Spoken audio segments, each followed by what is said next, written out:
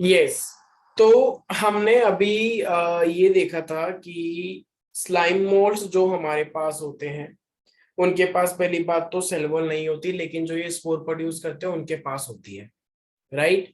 और ये इनको हमने क्या नाम दिया है, प्रोटिस्टन फंजाई, क्योंकि ये एक तो पहली बात है गंदगी में उगते हैं। और जो इनके पास प्रोटिस्टन वाला फीचर है वो कहाँ से आया, उनके वेजिटेटिव फेज से, क्योंकि वो प्लाज्मोडियम बनाते हैं। और जो रिप्रोडक्टिव फेज है, क्योंकि वो स्पोर प्रोड्यूस करते हैं, फंगस, जो हम आने वाले टाइम में फंगस के बारे में पढ़ेंगे, तो फंगस स्पोर प्रोड्यूस करते हैं, तो ये स्लाइम मोल्ड भी स्पोर प्रोड्यूस करने की एबिलिटी रखते हैं। ठीक है। तो स्टेबल कंडीशन में ये क्या होते हैं, हमारे पास पास आएंगे और फैलेंगे। और अगर अनफेवरेबल कंडीशन होती है तो अंदर अंदर ये स्पोर बनाते हैं, जिनको हम फ्रूटिंग बॉडीज बोलते हैं। और उन फ्रूटिंग बॉडीज के अंदर कौन मिलेगा आपको, स्पोर्स मिलेंगे, बताया था।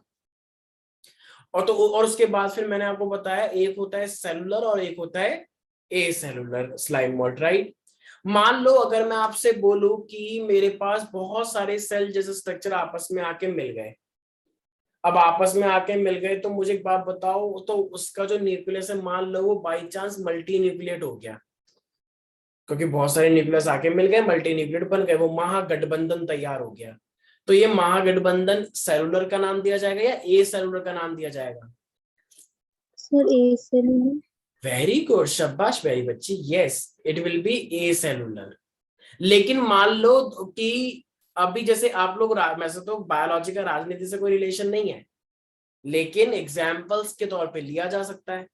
मुझे एक बात बताओ, जैसे कि बीजेपी, शिवसेना, क्या बीजेपी और शिवसेना अब तक जो महाराष्ट्र के अंदर था वो लोग अब तक सरकार चला रहे थे, लेकिन बीच में इनकी सरकार टूट गई, अब वो अलग अलग है, अब वो सरकार नहीं बना रहे।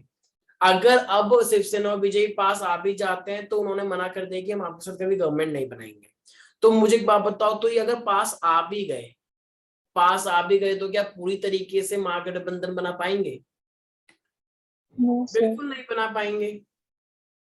तो हमारा यहाँ पे ये जब कोई भी सेल पास भी आ जाए और पास आने के बाद भी अगर वो उसके साथ मिलजुल ना पाए, तो वो हमारे पास क्या होता है, क्योंकि उसके पास इंडिविजुअल अपना वो है ना, तो इंडिविजुअल है तो उसे हम क्या बोलते हैं प्यारे बच्चों, सेलुलर। जैसे आप इसको इस तरीके से समझें, यूपी के अंदर बीजेपी की सरकार है, राइट। लेकिन मान लो वानिका गौतम बुद्ध नगर से टिकट टिकट से लड़ी और जीत गई, इंडिपेंडेंट एमएलए, इंडिपेंडेंट एमएलए बनी है, कह रही है मैं किसी पार्टी से नहीं हूँ, मेरी अपनी खुद की पार्टी है, वानिका जयंती पार्टी। ठीक है। तो अपने खुद की पार्टी से चुनकर आई है ये। तो अभी योगी जी ने कॉल किया कि देखो हमें ना 5 एमएलए की जरूरत है, तो 5 में से एक आप आ जाओ और कह देना कि हम बीजेपी को सपोर्ट कर रहे हैं। तो वानिका ने कहा अच्छा, क्यों, मतलब मेरे को क्या मिलेगा आके? तो उन्होंने कहा वो हम आपको दे देंगे अमाउंट अमाउंट जो भी आप जितना भी आप बोलोगे, लेकिन अब आप बोलोगे हम बीजेपी के। तो वानिका ने बोल दिया ओ सॉरी, मैं ऐसे अपने उसूलों के साथ ये सब खिलवाड़ नहीं करती, मेरी अपनी पार्टी है, मेरी पार्टी की अपनी एक अलग आइडियोलॉजी है। हाँ, अगर आपको सरकार बनानी है तो मैं अपना समर्थन दे दूंगी आपको, लेकिन मैं बीजेपी की नहीं हूँ, मैं अपनी पार्टी की हूँ, मेरी खुद की पार्टी है, बेशक मैं अकेली हूँ अपनी पार्टी में, लेकिन मेरा अपना वर्चस्व है। ठीक है। मैं आपकी पार्टी के साथ जुड़ूंगी नहीं, क्योंकि मैं जीती अपनी पार्टी से हूं, तो मैं आपकी पार्टी में क्यों जुड़ जाऊं भाई? लोग क्या कहेंगे कि हमने तो बताओ इसको जिताया था, तो जुड़ गए उसके साथ में जाके। तो इसका मतलब ये सेलुलर बिहेवियर हुआ या ए सेलुलर बिहेवियर हुआ? सेल्यूलर। सेलुलर, क्योंकि क्योंकि अपनी आइडेंटिटी को मेंटेन रखा है वानिका ने। लेकिन मान लो कुछ लोग होते हैं जो बिक जाते हैं मान लो को कोई कोई चुनकर आई, उसको योगी जी ने बोला आपको हम 500 करोड़ रुपए भिजवा देंगे, चिंता मत करो। कह रही ओ, अब 500 करोड़ तो बहुत ज्यादा हो गए, आप मुझे 5 करोड़ भी दो तो मैं तो तभी मिल जाऊंगी। कह रहे वेरी गुड, शाबाश, क्यों नहीं फिर। और वो पैसे लेके जुड़ गई, कह रही हाँ मैं तो हुई इस पार्टी की। फिर वो क्या माना जाएगा, सेलुलर या ए सेलुलर? ए सेलुलर। ए सेलुलर वाले मिल जाते हैं, उनका कोई उसूल नहीं होता, वो नाटक करते हैं हमारा कुछ उसूल है, लेकिन वो मिल जाते हैं किसी के साथ भी, उनको 5 रुपए भी दो तब भी मिल जाएंगे, 5 करोड़ तो ज्यादा हो गए। तो इसीलिए, तो what are acellular and cellular slime mould, अगर आपसे पूछा जाए तो आप बता दोगे? समझा तो दिया ही है वैसे मैंने अभी। अच्छा, कौन इंडिपेंडेंट है, कौन अपना वर्चस्व मेंटेन रखता है अगर सेल पास पास भी आ जाए तो? सेल्यूलर। सेलुलर। और कौन अपना वर्चस्व खो देता है, कहता है मिल जाता है सर चलो ए चलो? सेल्यूलर।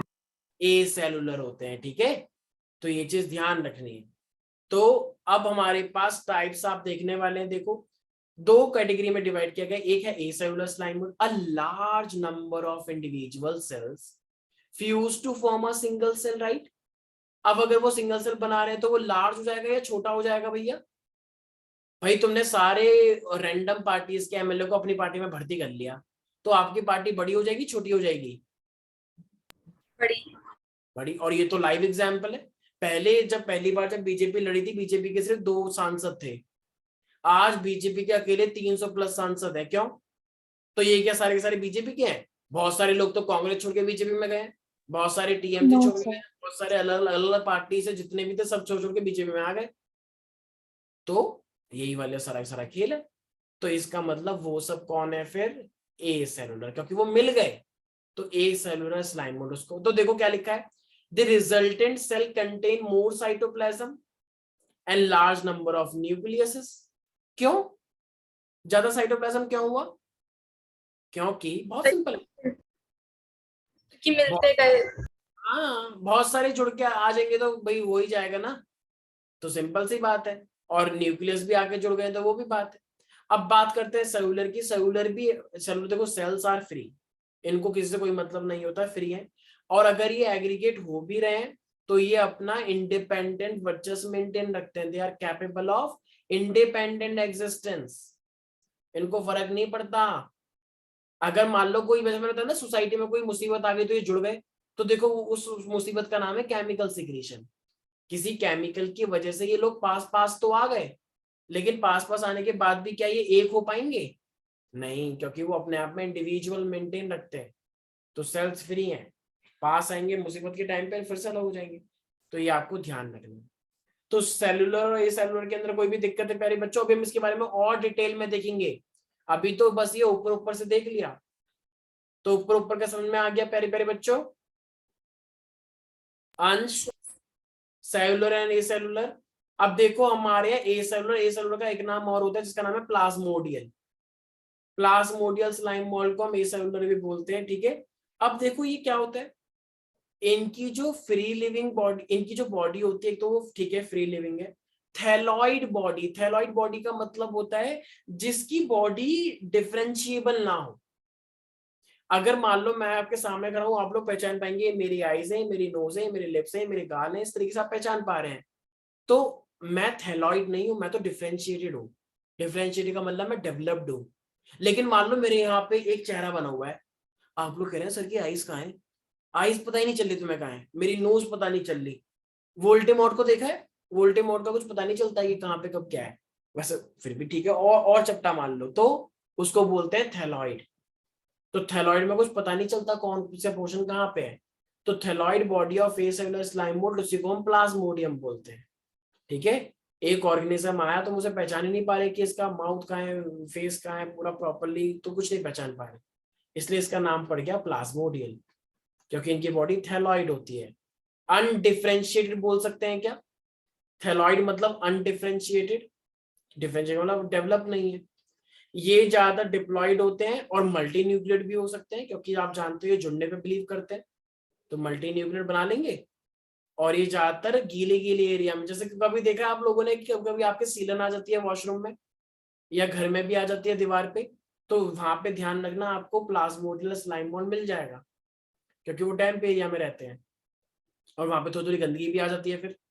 तो सैप्रोफाइटिक मोड ऑफ न्यूट्रिशन भी है, ठीक है। तो आप लोग ध्यान रखेंगे इसका जो वेजिटेटिव पार्ट है उसमें तो ऐसा कोई सेल वॉल नहीं देखने को मिलती, सिर्फ सिर्फ अंदर एक लिक्विड भरा होता है और एक न्यूक्लियस होगा तो कुछ प्रोटोप्लाज्म बोलते हैं, ठीक है। तो देखो जब भी ये इंजर्ड भी होता है तो इसका जो प्लाज्मोडियम है, जो अंदर अंदर का जो पूरा कंटेंट है वो डिवीजन में जाएगा, तो उसको तो हम बोलते हैं प्लाज्मोटॉमी। ये ऑल तो थोड़ा सा डिटेल में हो गया है बट कोई बात नहीं, आपको करना पड़ेगा।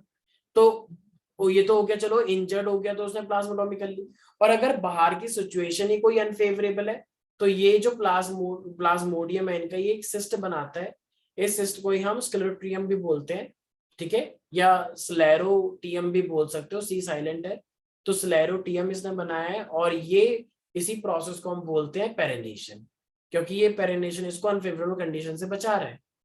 तो अनफेवरेबल कंडीशन जब भी आएंगे तो ये सिस्ट बना लेते हैं अपने ऊपर ताकि उस कंडीशन से बच सके, इसी को हम प्रेनेशन बोलते हैं। तो एग्जाम्पल कौन कौन से हैं सेलुलर के? फिसेरम, फिसेरला, फोलिको, ट्यूबिफेरम। ये कुछ ज्यादा डिटेल में हो गया है, बट स्टिल आप लोग ध्यान रखेंगे फिसेरम एंड फिसरेला, ठीक है। तो ये हमारे पास ए सेलुलर स्लाइम मोल्ड है। तो स्लाइम मोल्ड में आपको इतना ध्यान रखना है प्यारे बच्चों कि एक तो ये सेप्रोफाइटिक है, इनके वेजिटेटिव पार्ट में कोई सेल वॉल नहीं होती, ठीक है। ये सिंपल सा अंदर एक लिक्विड कंटेन रखते हैं। फेवरेबल आई मीन जब ये इंजर्ट होते हैं तो इनका जो अंदर का जो प्लाज्मोडियम है वो प्लाज्मोड मतलब डिवाइड कर सकता है, और अनफेवरेबल कंडीशन में सिस्ट बनाने की एबिलिटी रखते हैं। ये मल्टी न्यूक्लिएट क्यों होते हैं? क्योंकि ये जुड़ने पे बिलीव करते हैं, और जुड़ जाएंगे तो मल्टी न्यूक्लिएट तो बनाएंगे, और ये डैम्प एरिया में भी ग्रो करते हैं, ठीक है। अब आते हैं सेलुलर पे। तो देखो सेलुलर वाले सारे हैप्लॉइड हैं और यूनिन्यूक्लिएट हैं। क्यों? क्योंकि मैंने बताया था, बताओ जरा। क्योंकि इनका अपने आप में इंडिविजुअल वर्चस्व है, राइट। ये कहते हैं हमें जुड़ना नहीं है, हम पास आ जाएंगे बेशक, लेकिन जुड़ेंगे कभी नहीं। कुछ दोस्त होते हैं ना, वो तुम्हारे कितने भी करीब रह ले, कितने भी करीब रह ले, तुम उसके एक वैसे वाले बस क्लासमेट बन के रह जाते हो, तुम कभी उसको अपना बेस्ट फ्रेंड नहीं बोल पाते, क्योंकि वो तुम्हें इतना भाव ही नहीं देते। कहते हैं हाँ तू मेरा दोस्त है, लेकिन कैसा दोस्त है पता ही नहीं, उसके बारे में उसको पता ही नहीं है उसे। तो इस टाइप का दोस्त होते हैं ऐसे बहुत सारे लोग। और कुछ इतने चटी पटी होते हैं, उनको सब कुछ पता है कि ये तो ऐसा ही है। तो यूनिन्यूक्लिएट मोल्ड हमारे पास है, तो ये भी डैम्प एरिया में ग्रो होते हैं, लेकिन सॉइल के ऊपर ध्यान रखना। गीली मिट्टी और गीलेपन में वो ना अलग बातें हैं। ये डैम्प सॉइल में उगता है, वो कहीं पे भी डैम्प हो तो वहां पे ग्रो कर सकता है। ये डैम्प सॉइल में ग्रो करता है, ठीक है।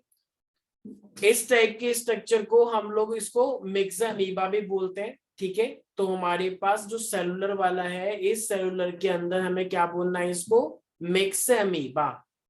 अब यहाँ पे क्वेश्चन ये है कि इसका नाम हमने ये मिक्स अमीबा क्यों रखा हुआ है?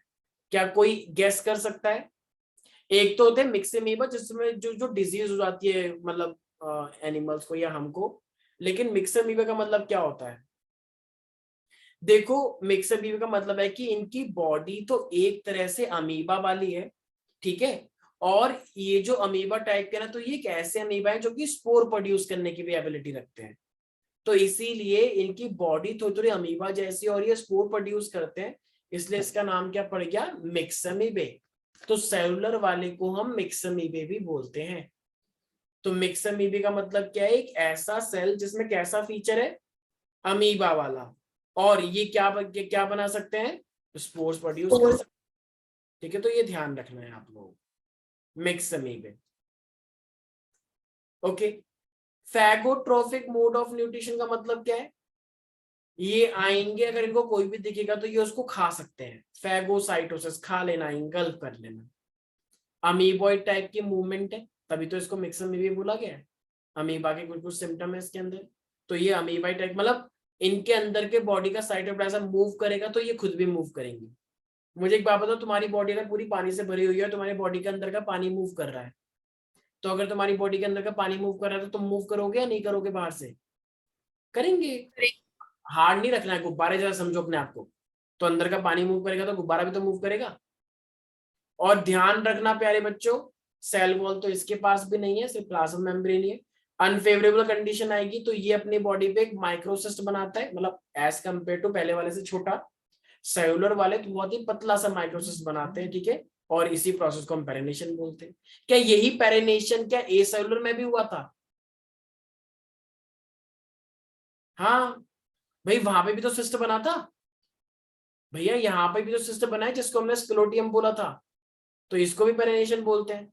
तो क्या पेरिनेशन सिर्फ सिर्फ ए सेलुलर करता है? नहीं, ये भी तो करते हैं सेलुलर वाला, ठीक है। तो इसको हमने मिक्सर में भी बोलते हैं, पता है सेलुलर वाले को, ठीक है। इसका एग्जांपल आपको रहना है डीपी, डीपी से तो आप वाकिफ है। तो डिक्टियोस्टीलियम एंड पॉलीस्पोंडिलियम, तो ये आपको ध्यान रखना है डीपी। तो ये ऑल दो काफी डिटेल में है, बट कोई बात नहीं, आप कर लेंगे तो बेटर है। तो देखो ये तो हमारे पास हो गया। अब लास्ट में आपको, आप देखो सारे ध्यान सुनेंगे, acellular and cellular. Acellular का वेजिटेटिव फेज जो है वो मल्टी न्यूक्लिएटेड डिप्लॉइड है। समझ में आ गया क्यों मल्टी न्यूक्लिएट क्यों होगा? क्योंकि वो जुड़ जाता है कभी भी, ठीक है। सेल एग्रीगेट करते हैं तो ये एक लार्ज मल्टी न्यूक्लियेट मास बनाते हैं, इनकी कोई बाउंड्री नहीं होती, जिसको हमने प्लाज्मोडियम नाम दिया था, याद आया। लेकिन जो ये सेलुलर वाले, एक तो इनका नाम क्या है, मिक्स अमीबे, सेलुलर वाले मिक्स अमीबे होते हैं ना, क्योंकि ये स्पोरी प्रोड्यूस करते हैं और इनके पास कुछ फीचर्स कैसे होते हैं, अमीबा वाले होते हैं। इनका वेजिटेटिव फेज यूनिन्यूक्लियोइड एंड हैप्लॉइड है, क्यों ये यूनिन्यूक्लियोइड एंड हैप्लॉइड क्यों रह गए? सर क्योंकि ये इंडिपेंडेंट होते हैं। हाँ, क्योंकि ये इंडिपेंडेंट होते हैं और ये आपस में कभी भी जुड़ने पे बिलीव नहीं करते।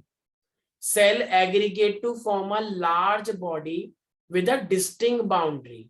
तो मतलब अगर ये जुड़ भी गए, तुमने इनको जोड़ने की कोशिश भी करी, तो इनके बीच में एक बाउंड्री रहेगी।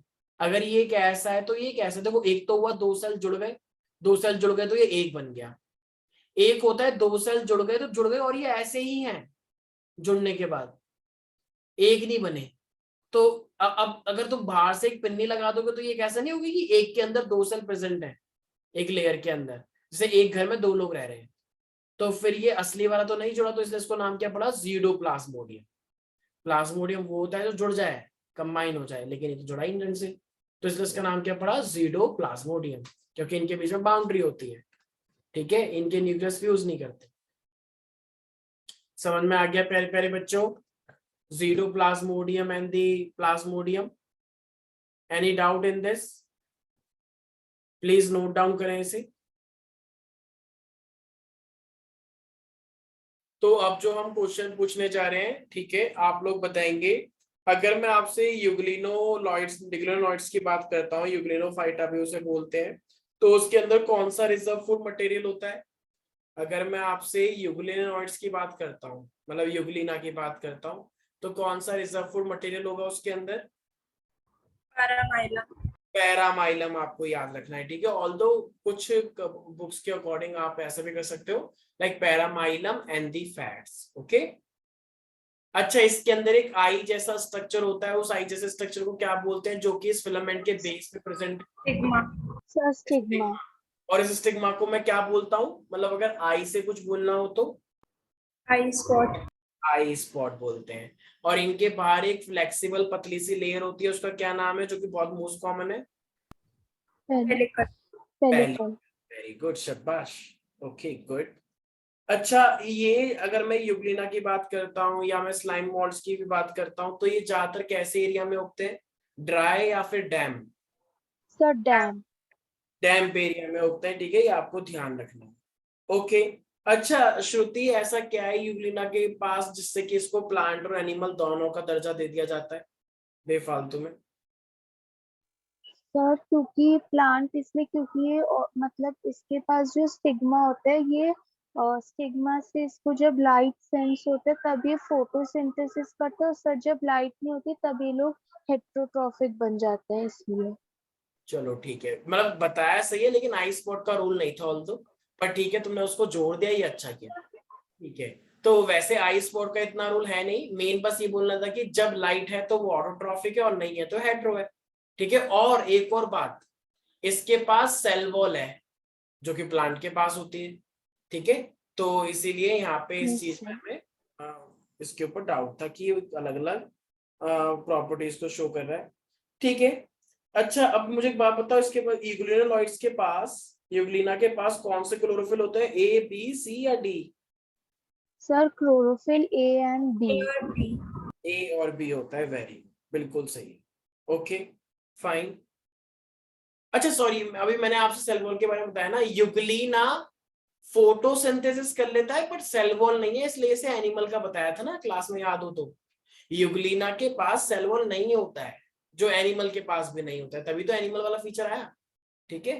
तो हमारे पास भी नहीं है, इसीलिए आपको ध्यान रखना। अच्छा, ये तो चलो हो गया हमारे पास, फाइन। अब अगर मैं स्लाइम मॉल्ड्स की बात करता हूँ, तो ऐसा बोला जाता है कि जब भी फेवरेबल कंडीशंस आती हैं ये एग्रीगेट हो जाते हैं। तो जब ये एग्रीगेट होते हैं तो कहीं पर, तो ये प्लाज्मोडियम बनाते हैं फेवरेबल कंडीशन में। तो चलो फेवरेबल कंडीशन में तो उन्होंने, चलो हमारे पास प्लाज्मोडियम बना लिया, फाइन। लेकिन अनफेवरेबल कंडीशन में भी क्या ये प्लाज्मोडियम बनाएंगे? सर फ्लोटिंग बॉडीज में वो होते हैं और उसमें स्पोर्स लगते रहते हैं। कंडीशन में वही प्लाज्मोडियम जो था वही आगे जाके फ्लोटिंग बॉडीज बनाएगा, और उस फ्लोटिंग बॉडीज के ऊपर क्या क्या मिलेंगे, अंदर ही अंदर स्पोर्स। Spores Spores. बने। क्या इन स्पोर्स के पास सेल वॉल होती है? Yes sir. हाँ होती है। एक बार एक क्वेश्चन आया क्या इन स्पोर्स के पास ट्रू वॉल्स है, तो आप बोलोगे यस इनके पास है। ठीक है, तो ये था हमारे पास पूरा आज के सेशन में इतना। ठीक है, स्लाइम मोल्ड इज ओवर। तो हम नेक्स्ट क्लास से अपना स्टार्ट करेंगे अपना फंगस का पोर्शन। ठीक है, तो आज के लिए स्लाइम मोल्ड आप लोग रिवाइज कर लेंगे, rest of the topic will discuss in the next.